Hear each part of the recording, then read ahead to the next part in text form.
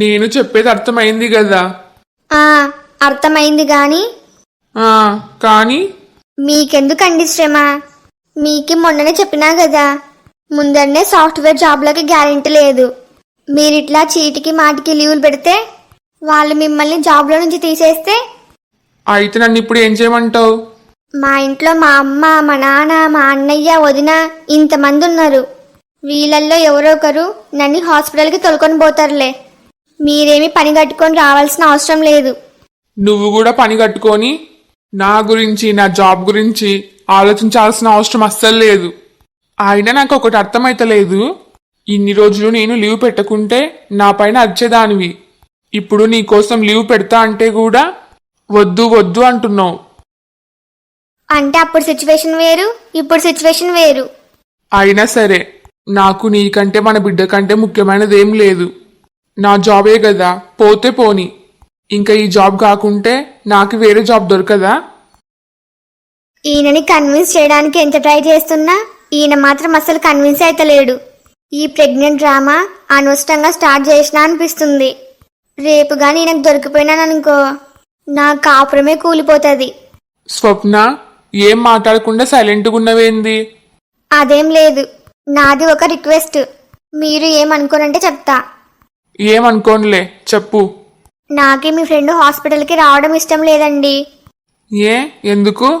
మీకు ఇంతకుముందు ఒకసారి చెప్పినా కదా, నాకు డాక్టర్లన్నా హాస్పిటల్స్ అన్నా భయం అని. అదే మా ఫ్యామిలీ డాక్టర్ అయితే నాకే ముందరనే తెలుసు కాబట్టి అంత భయం ఉండదు. నువ్వు ఏమన్నా అనుకో స్వప్న, ఇంతకు ముందే పోయినాం కదా ఆ హాస్పిటల్కి. ఆడ ఫెసిలిటీస్ ఏం బాలేవు. అదీగాక హస్బెండ్ని ఏడికి అలో చేయరు. నాకే ఆ హాస్పిటల్ అస్సలు నచ్చలే. అన్ని పిచ్చి పిచ్చి రూల్స్. నువ్వేమీ భయపడాల్సిన అవసరం లేదు. నా ఫ్రెండ్ హాస్పిటల్ చాలా బాగుంటది. నీకు ఎలాంటి సమస్య ఉండదు. నేను కూడా నీ పక్కనే ఉంటా కదా, నీకు ఇంకెందుకు భయం? నువ్వు నా పక్కన ఉంటావు కాబట్టే నా భయం. నేను రేపు పొద్దున్నే వస్తా. నువ్వు అనవసరంగా ఎక్కువ థింక్ చేసి నీ మైండ్ ఖరాబ్ చేసుకోకుండా ప్రశాంతంగా నిద్రపో. నేనుంటా, బాయ్. ఏంది ప్రశాంతంగా నిద్రపోయేది? ఈయన చచ్చినా సరే నా మాట వినేలాగా కనబడతలేడు. నాకి తప్పించుకోవడానికి ఇంకా వేరే దారి లేదు. ఇంకా డౌట్ లేదు, రేపు నా బతుకు బస్టాండే. మేమిద్దరం ఒకే మాట మీద ఉండి విడాకులు తీసుకుంటున్నాం కాబట్టి మాకే విడాకులు అప్రూవ్ కావడానికి ఎక్కువ టైం పట్టదు. ఇంకా నేను ఇంటిని విడిచిపెట్టి శాశ్వతంగా వెళ్ళిపోయే రోజు చాలా దగ్గరలోనే ఉంది. నా మనసు ఎలాగో ఈ బాధలకు అలవాటు పడింది. కానీ మా ఇంట్లో వాళ్ళని తలుచుకుంటుంటేనే వాళ్ళు దీనికి ఎట్లా రియాక్ట్ అవుతారో అర్థమైతలేదు. మొన్నటి వరకు అందరికీ గర్వంగా చెప్పుకున్నారు నా కూతురు పెద్దింటి కోడలయ్యింది అని. ఇప్పుడు నేను విడాకులు తీసుకున్నానని తెలిస్తే వాళ్ళు నలుగురిలో తలెత్తుకొని ఎటు తిరుగుతారు? నా జీవితం నాశనం అయినందుకు ఎంత బాధపడతారు? అవని, నువ్వు ఈడున్నావా? నీకోసం కింద మొత్తం చూస్తున్నా. మళ్ళీ నాతో ఏం పని? ఏందవని నువ్వు? నీతో ఏమన్నా పని ఉంటేనే రావాలనా? అంతే కదా మరి. నా పైన నీకు ఇంకా కోపం తగ్గలేదా? మీ పైన కోపం అంత ఈజీగా తగ్గడానికి మీరేమన్నా నన్ను కొంచెం మాటలు మాట్లాడినారా? నన్ను అనుమానించి బాగా అవమానించినారు. నేను దాన్ని అంత ఈజీగా మర్చిపోను. అవని, నీకు ఎన్నిసార్లు సాల్వ్ చెప్పాలి? నాది తప్పే, నేను ఒప్పుకుంటున్నా కదా. పోనీ నీ కాళ్ళు పట్టుకోనా? నీకి నా పైన కోపం తగ్గుతుందంటే నేను నీ కాళ్ళు పట్టుకోవడానికి కూడా రెడీ. మీరేంది నా కాళ్ళు పట్టుకోవడం ఏంది? అంత పాపం నాకేం అవసరం లేదు. నాకే అర్థం కాక అడుగుతున్నా. మీకు ఇంకా నన్ను బ్రతిమలాల్సిన అవసరం ఏముంది? మీకు ఎలాగో రేపటితో నా అవసరం తీరిపోతుంది. పల్లవి వాళ్ళ ఇంట్లో వాళ్ళని, నువ్వు మీ ఇంట్లో వాళ్ళని ఇద్దరు కన్విన్స్ చేసుకుంటారు. ఆ తర్వాత మీరు కలిసిపోతారు. నేను మా పుట్టింటి కోత. ఇంకా జీవితంలో మీకు నా ముఖం చూసే పరిస్థితి రాదు. అలాంటప్పుడు నేను ఒంటరిగా ఉంటే మీకెందుకు? కోపంగా ఉంటే మీకెందుకు? బాధగా ఉంటే మీకెందుకు? నాకే సారీ చెప్పాల్సిన అవసరం, నా కాలు పట్టుకోవాల్సిన అవసరం మీకేముంది? అదేందవని నువ్వు మరి అంత నిష్ఠూరంగా మాట్లాడుతున్నావు? నేనేమన్నా బండరాయి అనుకున్నావా? మనిద్దరికి పెళ్ళయి 4 నెలలైతుంది. అప్పటి నుంచి ఇప్పటి వరకు మన మధ్య ఎన్నో జ్ఞాపకాలు ఉన్నాయి. మనిద్దరం మంచి స్నేహితుల్లాగా ఒకరికొకరం అన్ని షేర్ చేసుకున్నాము. ఈ తక్కువ సమయంలో మనిద్దరి మధ్య ఏర్పడిన బంధం నేను అంత ఈజీగా మర్చిపోగలనా? నువ్వంటే నాకు చాలా ఇష్టమవని. నీకు ఇంతకుముందు ఈ మాట చాలాసార్లు చెప్పినా. మనిద్దరి మధ్య ఎన్ని సమస్యలు వచ్చినా సరే, ఎన్ని గొడవలు వచ్చినా సరే, ఆఖరికి మనిద్దరం విడిపోయి నువ్వు నీ పుట్టింట్లో ఉన్నా సరే, నాకు నీ పైన ఉన్న ఇష్టం ఎప్పుడు తగ్గిపోదు. ఈయన ఈ విధంగా మాట్లాడి నన్ను ఇంకా బాధ పెడుతున్నాడు. మీరు కేవలం నా పైన ఇష్టం మాత్రమే పెంచుకున్నారు, కానీ నేను మీ పైన ప్రాణం పెట్టుకున్నాను. మీరు ఖచ్చితంగా మారుతారు అని మీ పైన ఎన్నో ఆశలు పెట్టుకున్నాను. కానీ చివరికి మనిద్దరం విడిపోయే రోజు రానే వచ్చింది. చూడవని, మనిద్దరం విడాకులు తీసుకున్నా సరే, నేను పల్లెని పెళ్లి చేసుకున్నా సరే, నువ్వు నా బెస్ట్ ఫ్రెండ్. నీ జీవితం నా కారణంగా నాశనం కాకూడదు. నేను తలకిందులుగా తపస్సు చేసైనా సరే నీ జీవితాన్ని చక్కదిద్దే బాధ్యత నాది. ఇది మాత్రం మర్చిపోవద్దు. చివరిగా నాదొక చిన్న రిక్వెస్ట్. నువ్వు ఈ ఇంట్లో నుంచి అతి తొందరలోనే వెళ్ళిపోబోతున్నావు. మనిద్దరం కలిసి ఈ ఇంట్లో ఉండే చివరి క్షణాలు ఇవే. కనీసం నువ్వు ఈ ఇంట్లో నుంచి వెళ్ళిపోయే వరకన్నా నాతో కోపంగా కాకుండా మంచిగుండావని. ఇదే నా రిక్వెస్ట్. అంతా ఈయనిష్టమే. నన్ను ముందు వెనుక తెలుసుకోకుండా నోటికొచ్చినట్టు మాట్లాడడం ఈయనిష్టమే. నా మనసు బాధ పెట్టడం ఈయనిష్టమే. తర్వాత నాకు సారీ చెప్పడం ఈయనిష్టమే. నేను కన్విన్స్ అయ్యేలాగా మాట్లాడి నన్ను ఏడిపించడం కూడా ఈయనిష్టమే. నేనొక తోలుబొమ్మను అయిపోయినా. ఆయన ఎట్లా ఆడిస్తే నేను కూడా అట్లనే ఆడాలి. మళ్ళీ ఏమేమో మాట్లాడుతున్నాడు. మా ఇద్దరికి విడాకులు అయినా సరే నా జీవితాన్ని చక్కదిద్దే బాధ్యత ఆయనదంట. మహా అయితే ఏం చేస్తాడు? నన్ను రెండో పెళ్లి కోసం ఒప్పించడానికి ట్రై చేస్తాడు. కానీ అది నా కల్లోకి జరగదు. నా జీవితాన్ని ఎవరు చక్కదిద్దలేరు. నేను బ్రతికినంత కాలం ఇంతే. ఇంకా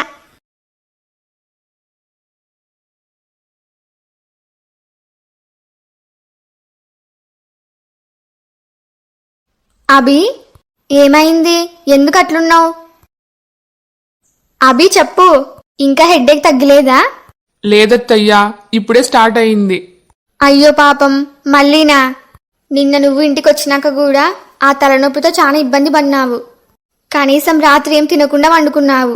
నీకు హెడ్ఏక్ ఇంకా తగ్గలేదంటే నువ్వు డాక్టర్ దగ్గరికి పోవడం మంచిది. ఇప్పుడు నాకున్న హెడ్ఏకు డాక్టర్ దగ్గరికి పోయినా తగ్గదు. ఏ, ఎందుకు? ఎందుకంటే నా హెడ్ఏకు పల్లవే కాబట్టి.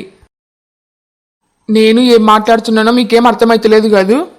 అవునబి, నాకు తెలిసి ఆ పల్లవి మళ్ళీ నీతో గొడవ పెట్టుకేంటది. నీతో పాటు అమెరికాకి రాను అని మొండికేసింటది. అంతే గదు? నువ్వేమీ బాధపడొద్దబి. దానికి ఎట్లా బుద్ధి చెప్పాలో నాకు బాగా తెలుసు. అత్తయ్య, పల్లవింగా నిద్రపోతుంది. ఏంది? అది ఇంకా లేచలేదా? మరి మీ ఇద్దరికి గొడవ ఎప్పుడయింది? అది రాత్రి కూడా తిని తొందరగా నిద్రపోయింది. అసలు మీకు ఎవరు చెప్పినారు మేమిద్దరం గొడవ పడినాము అని? మరి కాదా? అయితే పల్లవిని తలకాయ నొప్పి అని ఎందుకన్నావు? అత్తయ్య, నేను మీకు ఒక ముఖ్యమైన విషయం గురించి చెప్పాలి. జాగ్రత్తగా వినండి. ముందే చెప్తున్నా, మీరు అసలు కంగారు పడొద్దు. పల్లవితో అసలు గొడవ పెట్టుకోవద్దు. అయితే మళ్ళీ అది ఏదో పని చేసినట్టే ఉంది. నేనేమి కంగారు పడే రకం కాదు గాని అసలేమైందో చెప్పు. నిన్న షాపింగ్ మాల్లో అనుకోకుండా పల్లవి ఫ్రెండ్స్ని మీట్ అయినా. వాళ్ళు మరెవరో కాదు, ఇంతకుముందు మా ఇంటికి చందా కోసం వచ్చినారు అని చెప్పినా కదా. వాళ్ళ ముగ్గురు పల్లవి కోసమే వచ్చినారని నేను అనుమానించి ఆ రోజు మీకు ఫోన్ కూడా చేసిన. గుర్తుందా? గుర్తుంది. అయితే వాళ్ళు ఆ రోజు నిజంగంటే పల్లవి కోసం వచ్చినారా? అవునత్తయ్య, ఆ ముగ్గురులో పల్లవి ప్రేమించిన కిరణ్ కూడా ఉన్నాడు. ఏంది? నిజమా? అవునత్తయ్యా, నేను వాళ్ళని కొంచెం గట్టిగా అడిగితే వాళ్ళు నిజాలు మొత్తం కక్కేసినారు. ఏంటా నిజాలు? మనిద్దరం ముందుగా అనుమానించినట్టే ఆ పల్లవి ఇంకా కిరణ్నే ప్రేమిస్తుందంట. వాళ్ళిద్దరూ త్వరలోనే పెళ్లి చేసుకోవాలి అనుకుంటున్నారంట. దానికోసం కిరణ్ భార్య అవని వాళ్ళకు అడ్డుగా ఉందని, అవనీకి తొందరగా విడాకులు ఇయ్యాలని ఆ పల్లవి కండిషన్ పెట్టిందంట. ఏంటభి నువ్వు చెప్పేది? అవునత్తయ్యా, అంతేకాదు అవని కిరణ్ ఈ రోజు విడాకుల పైన సంతకాలు పెట్టబోతున్నారంట. పల్లవికి నాతో పాటు అమెరికాకి రావడానికి కొంచెం కూడా ఇష్టం లేదు. వాళ్ళిద్దరూ విడాకుల పైన సంతకాలు పెట్టగానే పల్లవి మనందరితో మాట్లాడి మనల్ని కన్విన్స్ చేసి మళ్ళీ ఆ కిరణ్నే పెళ్లి చేసుకోవాలని ప్లాన్ చేస్తుందంట. నీకు ఇదంతా ఆ పల్లవి ఫ్రెండ్సే చెప్పినారా? అవునత్తయ్యా, నిన్న షాపింగ్ మాల్లో వాళ్ళకి పల్లవి కూడా మీట్ అయిందంట. ఈ నిజాలు మొత్తం వాళ్ళకి పల్లవి చెప్పిందంట. అమ్మో అమ్మో, ఇంత కుట్రనా? అంటే మనందరి పరువు గంగలో కలిపి ఆ కిరణ్ గాన్ని మళ్ళీ పెళ్లి చేసుకోవడానికి సిద్ధమైందే? చిచ్చి, అది నా కూతురు అని చెప్పుకోవడానికి కూడా నాకు అసహ్యం అనిపిస్తుంది. ఇంతకది ఏం బతుకుతుంది? మెల్లో తాళి కట్టిన భర్త పక్కనుండగా ఆల్రెడీ పెళ్ళైన మాజీ ప్రియుణ్ణి పెళ్లి చేసుకోవడానికి సిగ్గులేదు. ఇంతకది ఒక ఆడదానిలాగా ప్రవర్తిస్తుందే? అలాంటి బతుకు బతకడం కంటే చావడం మేలు. దీని జీవితం ఇది ఎలాగో నాశనం చేసుకుంటుంది. అది సాలదన్నట్టు అవని అనే అమ్మాయి జీవితం కూడా నాశనం చేస్తుంది. ఆ పాపం ఊకనే పోదు. అయినా తప్పు మొత్తం నాదే. మధ్యలో నువ్వేం చేసినావు? అత్తయ్య, నాకు పల్లవి పెళ్లికి ముందరనే మొత్తం నిజాలన్నీ చెప్పింది. అన్నీ తెలిసి కూడా నేను పల్లవి మెల్లో తాళి కట్టకుండా ఉండాల్సింది. ఇప్పుడు చూడండి, నేను పల్లవిని బలవంతంగా పెళ్లి చేసుకోవడం వల్ల 4 జీవితాలు బలైనాయి. ఆ మాటకొస్తే నిజానికి తప్పు నీది కాదు. పల్లవిది కిరణ్ది లవ్ యాక్సెప్ట్ చేయకుండా నేను వాళ్ళిద్దరిని వేట్ చేసి మా అన్నయ్య కాళ్ళ వేలపడి పల్లవిని బలవంతంగా నీకిచ్చి కట్టబెట్టినాను. తప్పు మొత్తం ముమ్మాటికి నాదే. ఇందులో నువ్వు చేసిందేమీ లేదు. ఇప్పుడు ఎంత అనుకోనేం లాభం? పరిస్థితి మొత్తం చేదాటిపోయింది. ఇంకా పల్లవిని ఆపడం మన వల్ల కాదు. ఈ జన్మలో పల్లవి కిరణ్ని మర్చిపోదు. మేమిద్దరం కలిసి సంతోషంగా జీవించడం అది నా కల్లోకి జరిగేటట్టు లేదు. ఇంకా పల్లవి మన చేయి దాటిపోయినట్టే. అంత సీన్ లేదబి. నా కంఠంలో ప్రాణముండగా ఆ పల్లవి అనుకునేది అసలు జరగనీయను. నీకు అన్యాయం అసలు జరగదు. వద్దత్తయ్యా, నాకు మళ్ళీ లేనిపోయిన ఆశలు కల్పియొద్దు. నేను పల్లవి మెల్లో తాళి కట్టినప్పటి నుంచి ఇప్పటి వరకు పల్లవిలో మార్పు రావాలని నేను చెయ్యని ప్రయత్నం అంటూ లేదు. మొక్కని దేవుడు లేడు. మేమిద్దరం కలిసి జీవితాంతం సంతోషంగా ఉండాలని కొండంత ఆశలు పెట్టుకున్నా. కాని లాభం లేకుండా పోయింది. ఇంకా నాకు పల్లవి పైన నమ్మకం లేదు. ఈ ఘోరాలన్నిటినీ తట్టుకునేంత శక్తి లేదు, ఓపిక లేదు. నీకి దండం పెడతా, అట్లా మాట్లాడొద్దబి. నేను అంతో ఇంతో ధైర్యంగా ఉన్నా అంటే దానికి కారణం నువ్వే. ఇప్పుడు నువ్వెట్లా మాట్లాడితే నా కూతురి జీవితం, మా పరువు ఏమైపోవాలి? మీ తొక్కలో పరువు గురించి ఆలోచించి 4 జీవితాలతో ఆడుకున్నారు. అప్పుడే పల్లవికి కిరణ్కి పెళ్లి చేసింటే అందరి జీవితాలు బాగుండేవి. నేను పల్లవిని ప్రేమించినందుకు కొన్ని రోజులు బాధపడినా సరే, కనీసం నా జీవితం ప్రశాంతంగానన్నా ఉండేది. నన్ను క్షమించబి. నీ బాధ నాకు అర్థమవుతుంది. కాని ఈ పల్లవి ఇంత మొండికేసదని నేనేమన్నా కలగన్నానా? ప్రేమించిన వాళ్ళని కాదని పెళ్లి చేసుకున్న వాళ్ళు ఇప్పుడు ఎంతమంది సంతోషంగా లేరు? అట్లనే మీరు కూడా సంతోషంగా ఉంటారు అనుకున్నా. అయినా నువ్వేమీ బాధపడాల్సిన అవసరం లేదు. ఇంతవరకు నువ్వు ఓపిక పట్టినావు కదా, ఇంకా చివరిగా ఒక్క ప్రయత్నం చేద్దాం. ఏందది? ఆ పల్లవి ప్లాను మనకి ముందరనే తెలిసిపోయిందని దానికి కొంచెం కూడా డౌట్ రాకూడదు. మనకి ఏం తెలియనట్టే ఉండాలి. ఇదంతా ఎందుకత్తయ్యా? పల్లవే మనకి స్వయంగా నిజం చెప్పి మనల్ని కన్విన్స్ చేయాలని ప్లాన్ చేస్తుంది. ఫస్ట్ నేను చెప్పేది విను. అది మనతో మాట్లాడే ఛాన్సు మనం దానికి అస్సలు ఇవ్వకూడదు. దాన్ని బాగా నమ్మించి సైలెంట్గా అమెరికాకు తోలుకొని పోవాలి. కొంచెం నాకే అర్థమయ్యేలాగా చెప్పండి. చూడబి, ఫస్ట్ మనం చేయాల్సింది ఆ పల్లవి మొబైల్ ఫోను పనిచేయకుండా చేయాలి. అది ఎట్టి పరిస్థితుల్లోనూ కిరణ్తో ఫోన్ మాట్లాడకూడదు. ఆ తర్వాత మీ నాన్నకి ఆరోగ్యం బాలేదని ఉన్న పలంగా పల్లవిని మీ ఊరికి తొలుకొని పో. ఎలాగో దానికి వాళ్ళ మామయ్య అంటే ఇష్టం కాబట్టి ఆరోగ్యం బాలేదు అని చెప్పేసరికి ఖచ్చితంగా నీతో పాటు వస్తుంది. ఇంకా అమెరికాకి పోయే ప్లాను పోస్ట్ పోన్ అయిందని చెప్పు. ఆ టికెట్లు కూడా క్యాన్సిల్ చేసినా అని చెప్పు. దాంతో పల్లవి ఈ 2 రోజులు బాగా రిలాక్స్గా ఉంటుంది. ఎలాగో నువ్వు ఇంకో 2 రోజుల్లో అమెరికాకి టికెట్లు బుక్ చేసినావు కదా, నేను కూడా మీతో పాటు మీ ఊరికి వస్తా. ఆ పల్లవికి మాయమాటలు చెప్పి ఎట్లోకట్లా నమ్మించి ఎయిర్పోర్ట్కి తొలుకొని పోదాం. ఎలాగో ఎయిర్పోర్ట్లో అడుగు పెట్టిన తర్వాత అది చేసేదేముండదు. చచ్చినట్ట నీతో పాటు అమెరికాకి రావాల్సిందే. మనకి నిజం తెలిసిందని దానికి ముందరనే తెలిస్తే అది ఇంకా జాగ్రత్త పడుతుంది. అందుకే మనకి ఏం తెలియనట్టే ఉండాలి. కాని అత్తయ్య, పల్లవిని మోసం చేయడం తప్పు కదా? ఏంది తప్పు? అది గాని ఇప్పుడు కిరణ్ని పెళ్లి చేసుకుంటే ఎంతమంది జీవితాలు నాశనం అవుతాయి, ఎన్ని కుటుంబాలు బాధపడతాయి. ఇంతమంది బాధపడే బదులు ఆ కిరణ్ పల్లవి బాధపడితే ఏం కాదులే. కానీ ఇంకా కాని లేదు ఏం లేదు. నువ్వు ప్రేమించిన పల్లవి నీ జీవితంలో ఉండాలంటే నేను చెప్పినట్టే చెయ్యి. కొన్ని రోజులు పోతే అదే నీ ప్రేమని అర్థం చేసుకుంటది. సరే అత్తయ్య, ఇప్పుడు నేను ఏం చేయాలి? ఫస్ట్ అయితే నేను ఆ పల్లవి ఫోను పని చేయకుండా చేస్తా. ఆ తర్వాత నువ్వు మీ నాన్నకి ఆరోగ్యం బాలేదని ఒక చిన్న డ్రామా ఆడి ఆ పల్లవిని నమ్మియ్యి. నేను కూడా మీతో పాటు మీ ఊరికొస్తా. ఆ తర్వాత మొత్తం ఆట నేను నడిపిస్తా. సరేనా? సరే అత్తయ్య. సారీ పల్లవి, నిన్ను మోసం చేయడానికి నాకు అస్సలు మనసు వస్తలేదు. కానీ తప్పదు, నాకింకా వేరే దారి లేదు. మరి అల్లుడు ఎన్ని గంటలకు వస్తా అని చెప్పినాడు? 10-11 మధ్యలో ఈడ ఉంటా అన్నాడు. చూసినావా, అల్లుడికి స్వప్న అంటే ఎంత ప్రేమనో. మనం ఇంట్లో ఇంతమంది ఉన్నా గాని స్వప్నని స్వయంగా అల్లుడే హాస్పిటల్కి తొలుకొని పోతా అన్నాడు. అవునండి, నిజంగా మనం చాలా అదృష్టవంతులం. మన అల్లుడు మంచోడే, మన కోడలు మంచిదే. మన పిల్లలకి మంచోళ్ళు దొరికినారు. కాని మన పిల్లలే మంచోళ్ళు కాదు. ఈ స్వప్న అల్లుని ఇబ్బంది పెడుతుంది, ఆ కిరణ్ గాడు కూడా అవని ఇబ్బంది పెడతాడు. ఏమైంది? ఏం లేదు. మరి స్వప్న ఏంది అట్లుంది?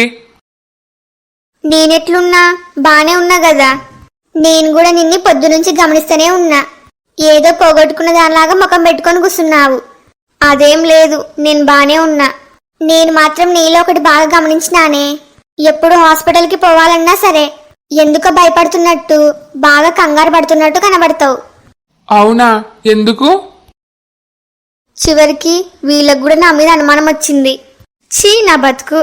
నేను ఒకటనుకుంటే ఈడ ఇంకోటి అవుతుంది. ముందరనే నేను ఆయననని హాస్పిటల్కి తొలుకొని పోకుండా ఎట్లా తప్పించుకోవాలని ఆలోచిస్తున్నా. దానికి తోడు వీళ్ళొకరు. నీకి హాస్పిటల్కి పోవడానికి ఎందుకు టెన్షన్? ఏంది నాన్న, నువ్వు కూడా అమ్మ మాట పట్టుకొని? నేనెందుకు టెన్షన్ పడతా? కాకపోతే నాకు డాక్టర్లంటే కొంచెం భయం అంతే. నీతో పాటు అల్లుడు కూడా పక్కనే ఉంటాడు, ఇంకెందుకు భయం? అవని, నేను రెడీ అయినా. నువ్వు తొందరగా వస్తే బయలుదేరదాం. మీరిద్దరే ఆడుకోతున్నారు. హలో ఫ్రెండ్స్ అందరికి, ఈ వీడియో మీకు నచ్చిందే? నచ్చితే లైక్ చేయడం మాత్రం మర్చిపోవద్దు. అట్లనే ఈ వీడియోని మీ ఫ్యామిలీ అండ్ ఫ్రెండ్స్ కి షేర్ చేయండి. ఈ స్టోరీ యొక్క రాబోయే మిగతా పార్ట్స్ కోసం మా ఛానల్ని ఇప్పుడే సబ్స్క్రైబ్ చేసుకోండి. మీ ఫీడ్బ్యాక్ ని ఖచ్చితంగా కామెంట్ చేయండి. వీడియోకి హైప్ వేయడం మాత్రం మర్చిపోవద్దు. మీరు హైప్ వేయడం వల్ల నా వీడియో ఇంకా ఎక్కువ మందికి రికమెండ్ అవుతుంది. నాకు సపోర్ట్ చేయొచ్చు కదా please. Thanks for watching. Bye bye.